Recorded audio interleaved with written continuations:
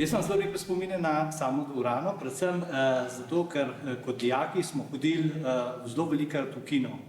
In kaj so bile take pripogodke, ki so se nam dogajale, so bile predvsem to, da v tistem času smo bili trije sošolci, ki smo hodili, ampak je bil tudi to čas, ko se je začel govoriti, da se bo kino v Litiji nekako zaprl. In takrat se je meni kot študent, kot dijaku, takrat zdelo esencialno pomembno, da hodim na vse predstave, ki so bile takrat v kino Litija, in takrat sem tudi obiskoval vse predstave v kar določen čas, kar dolg čas.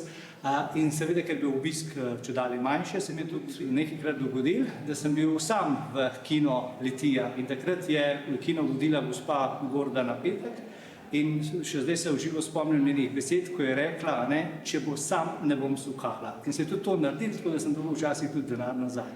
Če zdaj pogledam po 25 letih na samo dvorano, se mi zdi, tako kot sem jaz imel takrat močen srce, vidim, da se ta močen čustven naboj pa srce prinesel v zaposlene, ne z moje strani, ampak z strani vseh Litijanov.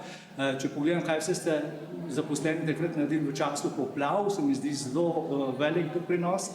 Ampak vidim pa eno zelo veliko tveganje, ki je bil že od takrat zaznan, pa je danes se mi zdi še bistveno hujši.